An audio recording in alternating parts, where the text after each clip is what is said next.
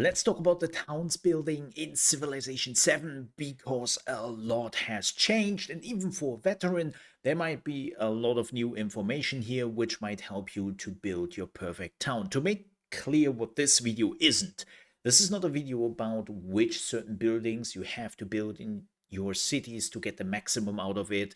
I haven't really reached the point, even myself, yet to know really what the optimum is when it comes to the building, but there is a lot of groundwork we have to cover here, which just has changed from the previous Civ games and which you just can miss out on because the game is not really explaining to you how it works. So let's talk about the building in your cities and what you have to look out for.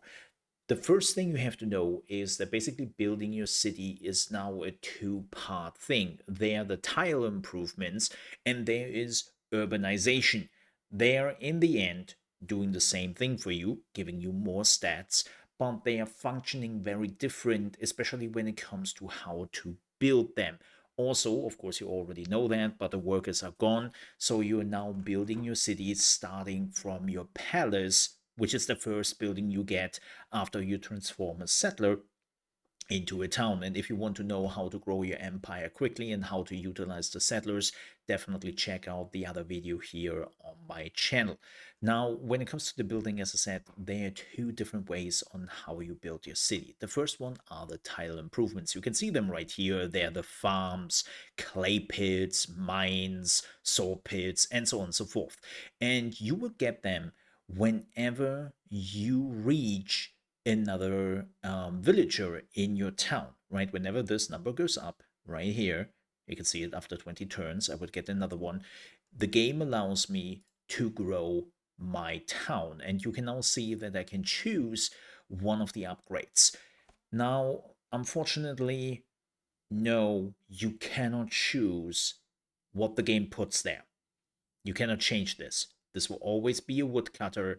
This will always be a clay pit. You cannot change that. And that is very important because there are urbanization buildings you can build which will improve the clay pits. They will improve the farms. They will improve the woodcutters. So you kind of want to make sure that you are getting the tile improvements where you will also build the urbanization buildings later to improve those tile improvements even more. So just doing some random clicking and then it doesn't really matter if I'm getting a clay pad or if I'm getting a woodcutter, it's basically the same, right? I'm getting 2 production out of this or 1 plus food. So this doesn't really matter. I'm just choosing one. No, it does matter because, as I said, for the urbanization buildings later on, they will specify which buildings they will improve. Now, there is a good news. You can urbanize your tile improvements. You cannot take the urbanization back though. If you have urbanized tile improvement, you have removed basically everything which was on the tile improvement and build some towns, right? That's very important to note. But yes, you can change this later. But now let's talk about the urbanization here, right? And we will go into my main city.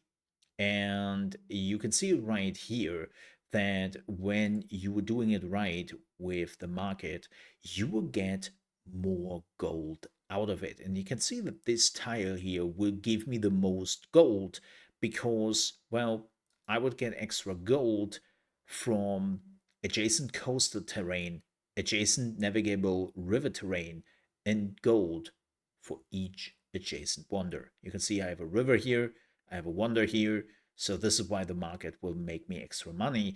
And as you can also see, I can replace the farm, which I already built here. I can replace the tile improvement. Bam. And now it starts building. What is also very important when we are talking about urbanization is that you have 2 slots in an urbanization, right? So if I want to build a bath, then after this is done, you can see it here that I still have a slot open.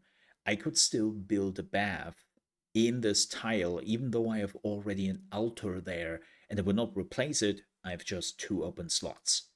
You can also see this if I'm stopping this right now. this tile will transform back into just a road, just an urbanization tile. Again, it will not transform back to the tile improvement. That's gone. So make a wise decision there. But I could now build the bath here. Well, not here, unfortunately. But I could just build something else here, like the market again, or whatever fits, right? There are some, if you're wondering, hey, so you couldn't really build the other two buildings here. Why is that? Because there are some recommendations here. There are some limitations on what you can build on those tiles. And if you were asking, oh, okay, wait, what are those like things? The game is telling you, like the bath has to be placed at the river, and this one cannot be placed adjacent to another one, which I have right here, right? So this is why I can only place the market there. And I will do that, and I will now build the market.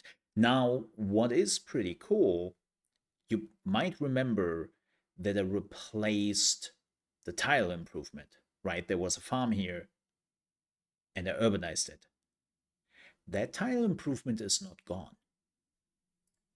Even though I didn't get a new person in the city, I can choose a new tile I want to improve. So I could build a farm right here, right? So you're not losing those tile improvements. You can put them somewhere else, which makes it pretty cool to just build a lot of tile improvements at the beginning and then later on put your urbanization tiles on top of them and then choose a better position for it or choose something completely else. Like as you saw, I didn't have to choose a farm again. I could have chosen something else. So if you were realizing that your city is sprawling into a different direction and you don't really want to focus on food anymore or you want to focus more on production, then you can still do that. There are no ways how you can change at least a little bit the direction your cities are taking depending on the researches and depending on other circumstances in the game. And I have to admit, I really started to enjoy the building in Civilization 7 the moment you realize how it works, but it is a bit more complicated than in the previous games. With that said, we're at the end of the video. I hope you enjoyed it. If you still have some questions or some other ideas, let me know down below in the comments. And as always, if you enjoyed the video, please don't forget to leave a like. And also, if you're new to the channel, you want to see more Civilization guides and other strategy games, you can subscribe to the channel. With that said, thank you so much for watching. I see you next time. Stay safe. Bye bye.